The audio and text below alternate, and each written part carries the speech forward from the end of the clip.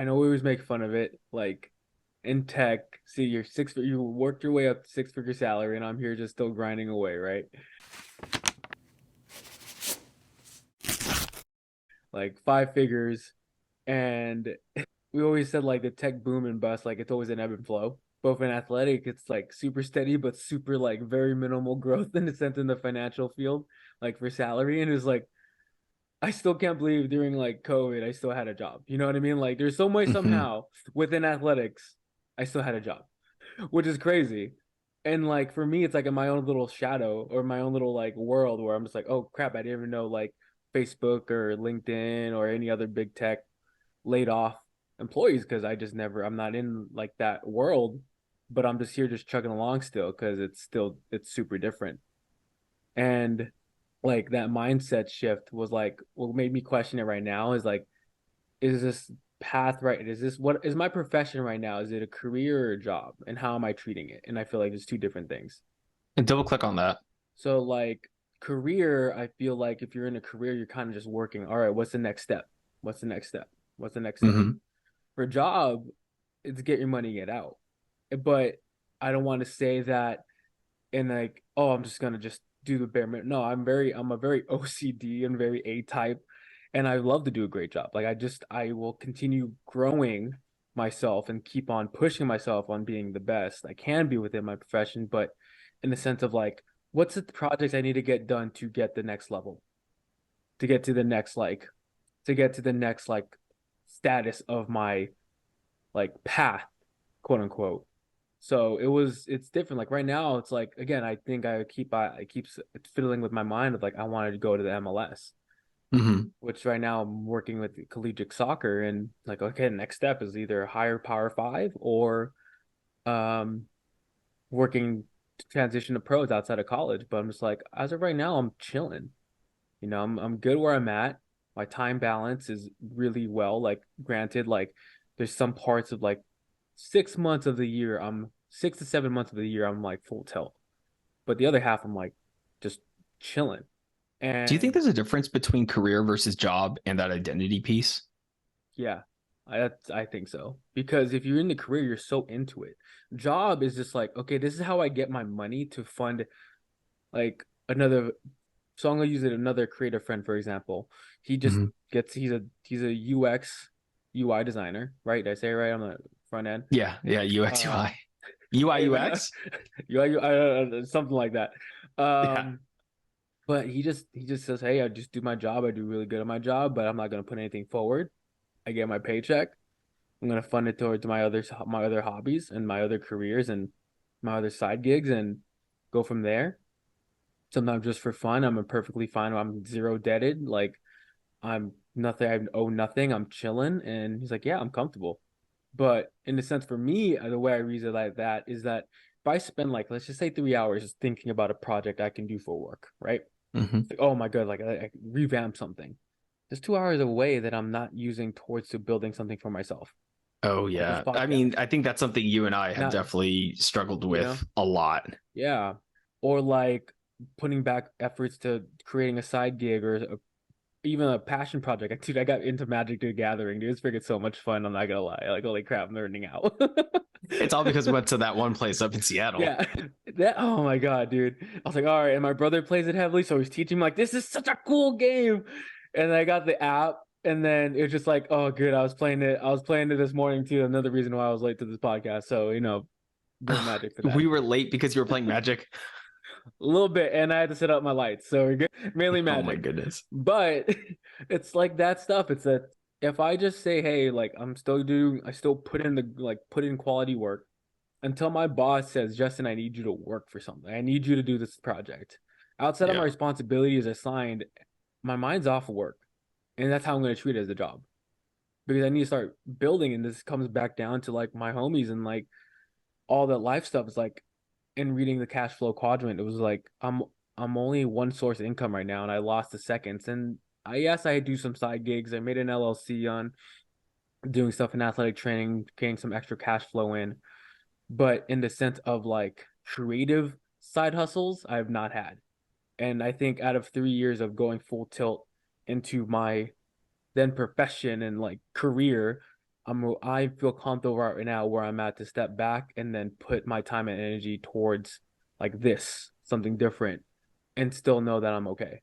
So that was a very like trying like piece this week. Was like how am I gonna separate even more? How can I make sure I have my mental stuff and not just say like so much into work where I just feel like resentment. Mhm. So yeah, that was my week in a nutshell. But I think you're touching on a really, really important part. And I would, I'm going to make like a broad stroke assumption that this happens a lot more with people that are younger in their air quote career, right? Hmm. When, so I actually polled on my LinkedIn the other day, when you're not working, do you have emails push notification to your personal phone, right? From work. And it was coming from a place of really, are you always on call for work? Which then kind of almost creates this trade off of the ability to pursue other things outside of work. Hmm. Or do you turn it off and actually segment that off? I think a part of it is the type of career choice, right? Like if you're working a 9 to 5 government job, like you're once 5 o'clock hits, maybe you're not even allowed to even bring your laptop outside of the facility, depending what you're doing. So like some jobs, the nature of the job will create that segmentation for you. But I think like our jobs, there's always something that could be worked Hmm. on, right? It may be working on the weekend will give us a better jump on Monday. Or, even back when I was doing consulting, like there's always deliverables to work on. And like there's Yeah. some like stuff where you're like, no, this needs to be there to the client like first thing Monday Eastern time. And you're like, that means I'm working all day Sunday. Like, like the Well, only way to hit that deadline is that. I think what was it for me was like just working 24/7. So in season, like just a little glimpse of what athletic training is. It's not just people like handing water bottles and taping athletes. It's like if an injured athlete, you're doing like the first like rehabs if it's not catastrophic and how your structure is at the university or or organization that you're with, like kind of doing the basic rehabs. Like again, you have a lot of regular outs like ankle sprain and you're rehabbing that. If if it's kind of catastrophic, then you're working with like a surgery, you're working with the doctor and you're working with like the physical therapist. You're kind of coordinating all this and on top of that with the athlete and you're dealing with like the mental health of the athlete because once you go in an injury, they go to a dark place. Like it's bad. I seen it. Like it's bad. Mm, And I said I seen it. I did say that. Just yeah, yeah. but yeah, I see it and it's crazy. And you just balance a lot, you know? Like sometimes you're on call, sometimes a kid like waking up sick and you're like, "Hey, what do I do?" And you're like, "Hey, go to the ER." Or just like, sometimes they just you're kind of like that go to like, "What do I do?" person. And at first in my first like part of the career, I was like on it, but now it's like I gotta push it off. But in the sense of like, hey, if it's like you just need something for tomorrow, just text me so I know about it. If I don't respond, it is what it is. If it's an emergency, like put like urgent, text me or call. And even separating like I had a work laptop and I never used my work laptop. I just put everything I worked on was like just on one laptop. Like, all right, done, done, done, all software based stuff. And then I was like, all right, I got to separate everything. And then everything has to be on one. And I leave my work laptop at work. But it makes me more, was it concentrated because if I don't finish the stuff at work, I'll be behind. And it creates that like internal stressor, like I gotta get this stuff done, or I have to stay an extra hour so I know my time at home is my time. So yeah, like when I it's weird now because when I do have like okay let's get some work done, I switch over to open up my personal laptop and I'm like, oh, this is like a switch, like this is like a different mind switch as well instead of always seeing the same thing. And then you see the small little stuff on your screens where you're just like, oh crap, I have to work, like I see this thing, it's I have to get it done. Like no you don't, like it'll get done as long as your emergency day like your daily must tasks are done. The long deliverables can wait, but you gotta make sure. Like for me, it was either pushing them off for the summer when it's like due in for the next following year, or I can have some time from I can work at it piece by piece at work, but not work at it at home. So like the last week and last week is when I started doing the laptop switch. This week was all the mental thing, so it kind of just started accidentally cascading to like, oh, I'm already on this track, and this is like kind of showing me like, oh, you're already like on there. So like make sure you keep up.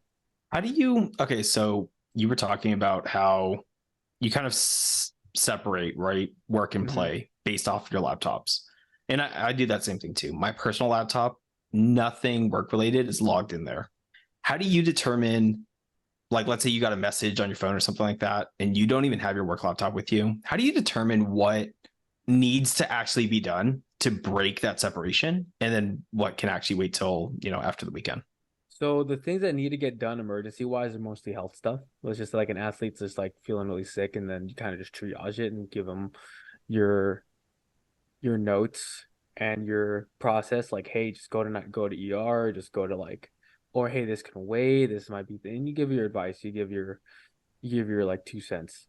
Mm-hmm. Um, but when it comes to like software stuff, for me, there's nothing really sense in like I need to get done in an emergency unless like it's a basic Microsoft or Word document I need to get done, which I could just log into my email, get it done, and download it, and then ship it off to my work email. You know what I mean?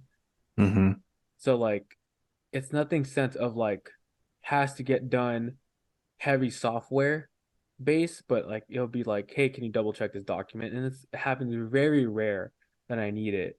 And if I really, really am in a pinch, I do have my Notion where I have all my stuff bookmarked. Like I try to get off my bookmarks off of my personal one, because my Google's synced right now.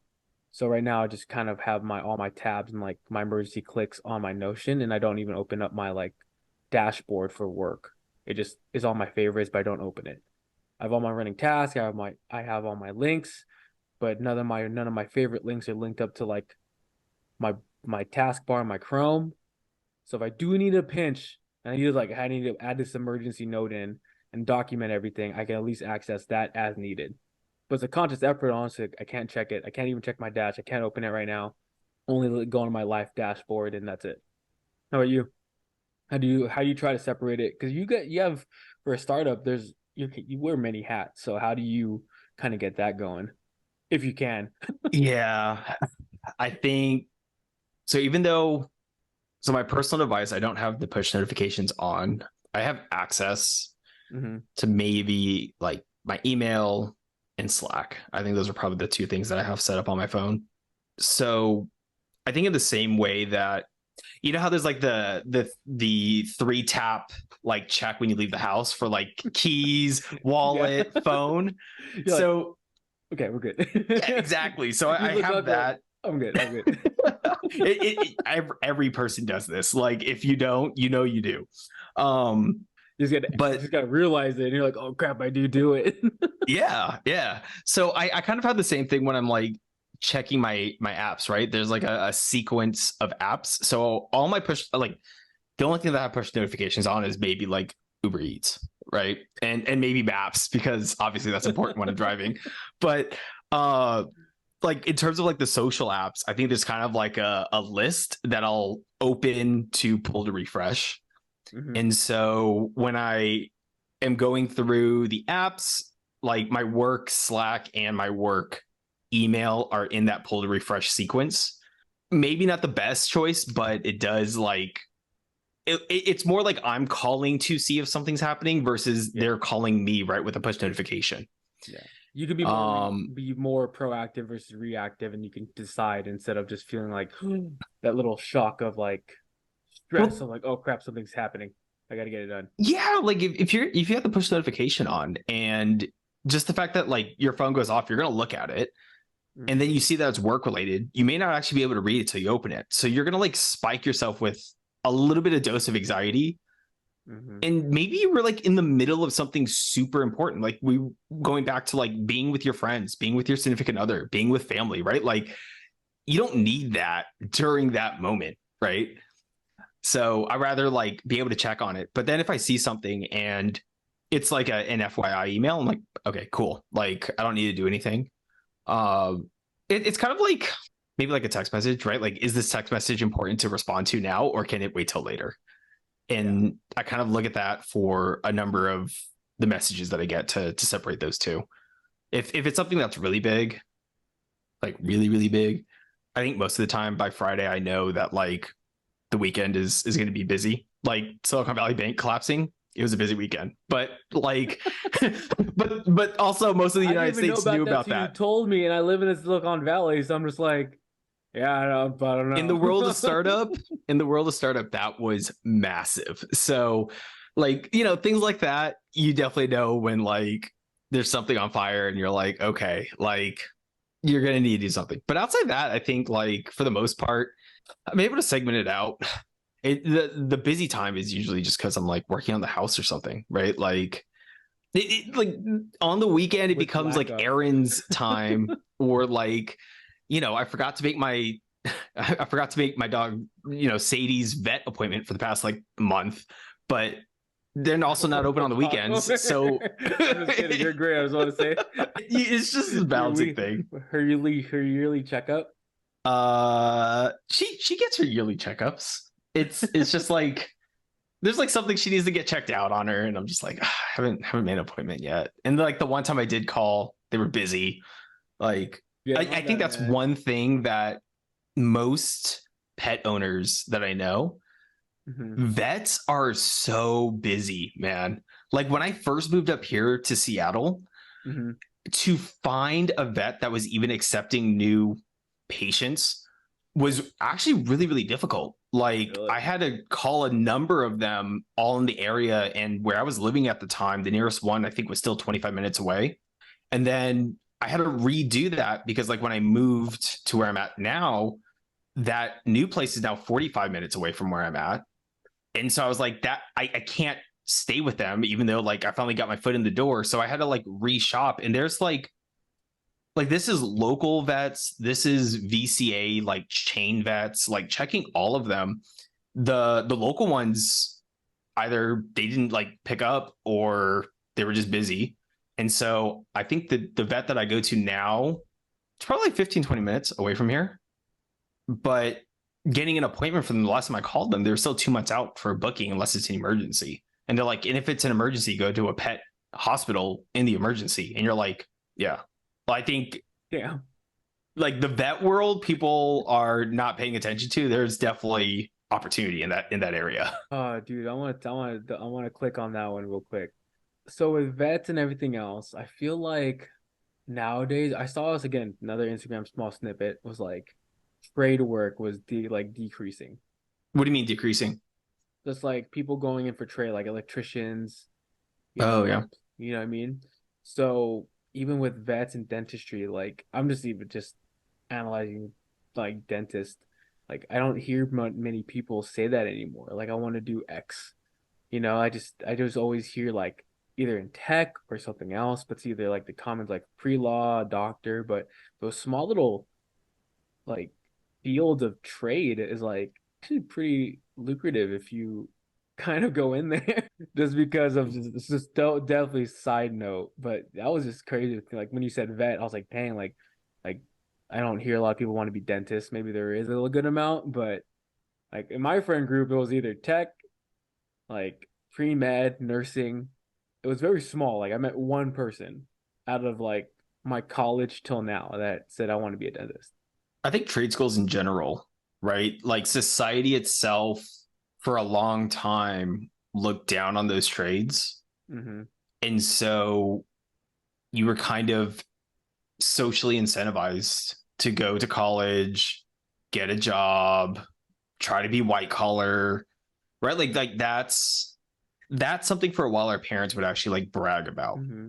I think the result of that, like plumbers, electricians, like this the professions that actually make things work, there's not a lot of them. There's a shortage of them. And they're making some really good coin right now.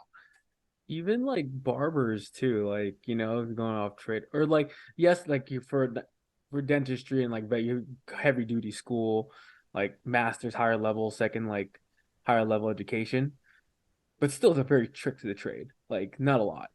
It's it's funny because like even like so even some of the so working with some seniors like who are going to go out to the workforce like comms business looking for job in tech and there's hiring freeze. It's like I can't even get a job, you know. Mm-hmm. And he was talking about how we just stumbled upon just being like Chat GDP when that came out and just being AI stuff.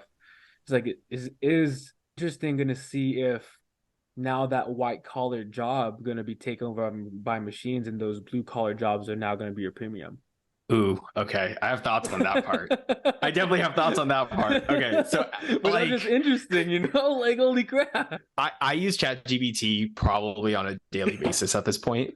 Like prepping for this like podcast, I was using it. Like that Coachella summary was made by ChatGPT. I'm telling you that right now. Like